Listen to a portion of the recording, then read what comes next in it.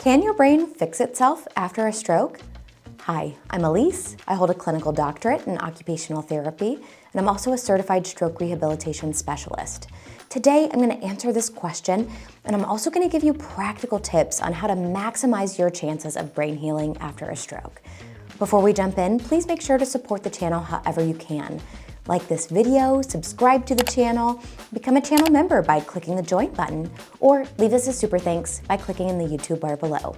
All right, let's get into it. To answer this question, we need to know a little bit more about the brain and what's happening inside it when somebody has a stroke. Now, if you're already familiar with this information, go ahead and skip to this timestamp to get to the question and my practical tips. So, what is actually happening in the brain during a stroke?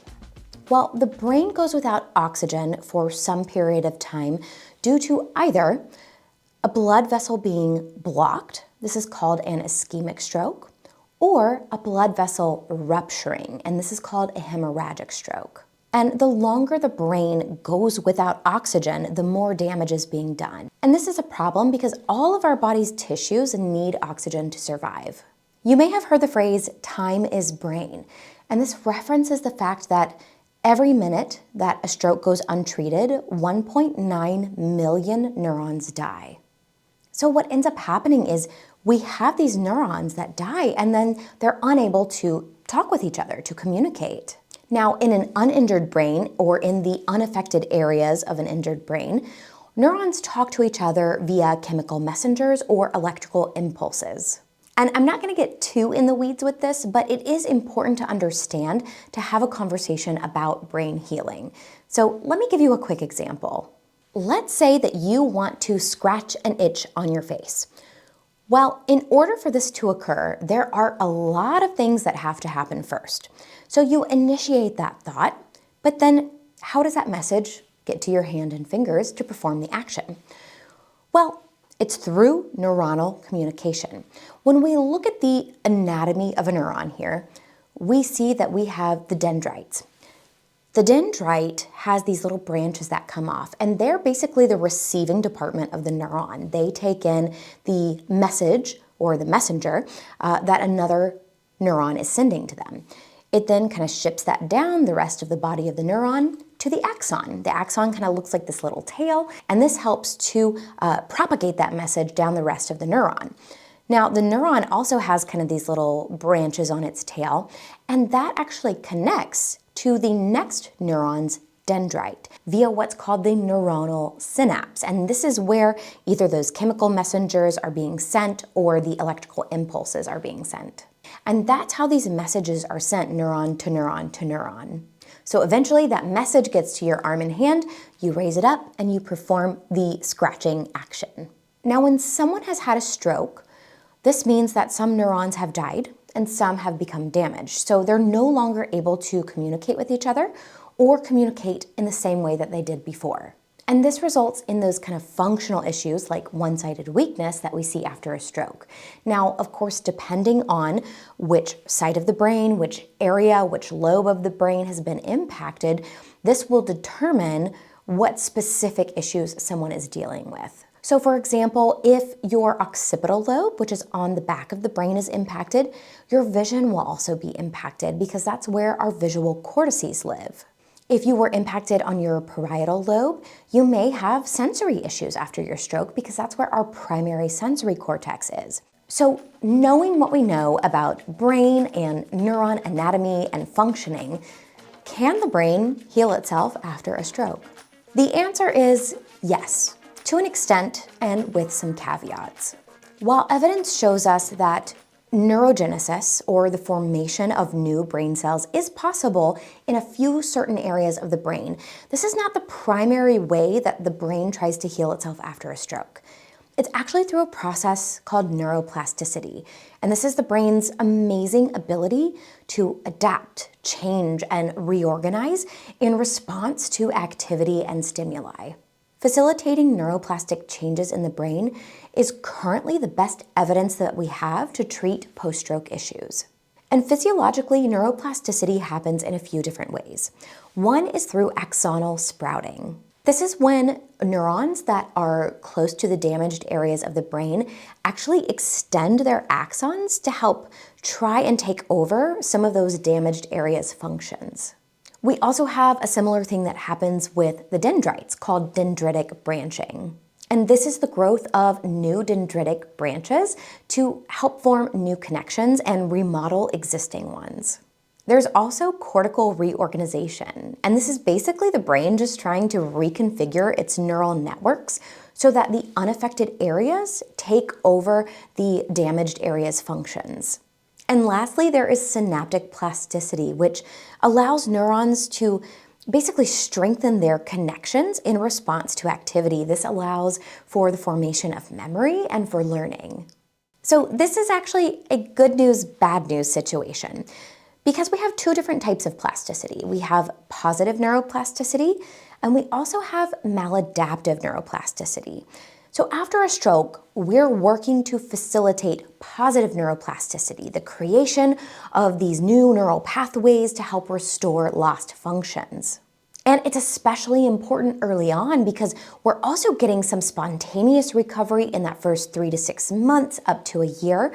So even though that heightened state of neuroplasticity that happens early on does end up slowing down, it doesn't mean that it stops. Neuroplasticity is happening throughout our lifetimes. That's how we continue to learn and remember things.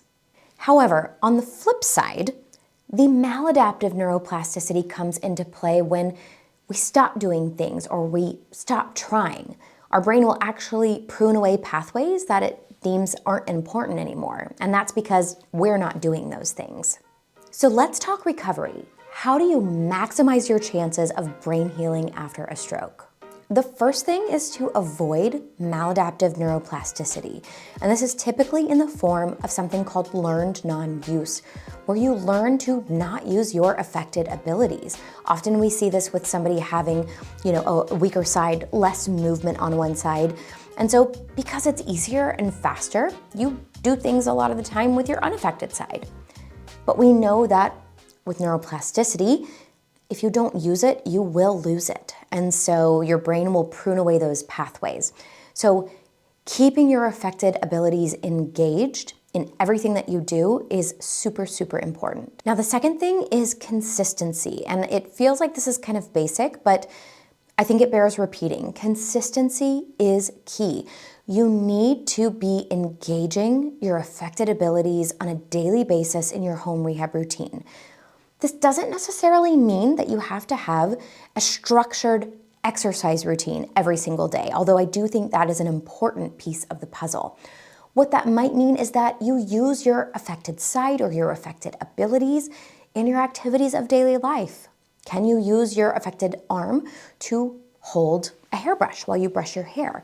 Can you try to brush your teeth with your affected side? Or stabilize something on the counter, wipe down the counter with a towel using your affected side. However you can get it involved is super important, and doing it on a daily basis, consistency is key. Number 3, intensity. The intensity of what you're doing matters. It is not enough to just sit in front of the television and randomly do some exercises and hope that that's going to pay off for you. You need to have that mind-body connection or be trying to build it. Number 4, repetitions. The more you do, the more progress that you'll make. Use it to improve it. Your brain will prioritize those pathways that are being used often. Now, repetitions are a little different than what we think of in traditional fitness, when you're thinking about strength training or hypertrophy, growing muscle. In stroke recovery, repetitions mean a lot of repetitions. We don't know the exact number, based on evidence at this point, but we do know it takes hundreds, if not thousands of repetitions to create meaningful neuroplastic changes in the brain. So get in as many repetitions as you can. If you're in formal therapy, that's wonderful, but you have to be doing the work even outside of formal therapy if you really want to see that progress happen. The 5th thing is salience. This means doing things that are important and meaningful to you. And that might seem a little woo-woo, but it's actually a neuroplasticity principle. Our brains like and prioritize pathways that are used often, that they're familiar with. So if you incorporate things that you find meaningful in your home rehab program, your brain is likely going to make those neuroplastic changes faster. And lastly, mindset. I've got 2 different points on this. And one is try not to compare yourself to others in a detrimental way. Comparison can absolutely be the thief of joy, where you might think, we're both 6 months out from our stroke. Why am I not doing as much as that person? And stroke recovery is just so individual. It's so highly dependent on you as a person, the type of stroke you had, where it happened, how much help you got, how much rehab you had. So you can't compare, apples to oranges. It's just not the same. You can use comparison as a motivator. If somebody's doing really well and you're like, that person is doing great, I'm gonna strive to be like that. I don't think that's a bad thing. The second component to mindset is to try to maintain a positive and optimistic attitude. And I don't mean blind positivity, just thinking that everything is perfect and wonderful, because you will hit backslides, you will hit plateaus. Those things are normal. But I don't want you to lose hope. When you lose hope, you stop trying. And when you stop trying, your brain stops prioritizing pathways. You have to keep trying, you have to keep moving, to keep going and pushing forward, to keep that brain making those neuroplastic changes and to continue on the healing process. Leave me a comment and let me know, what do you do to encourage brain healing after your stroke?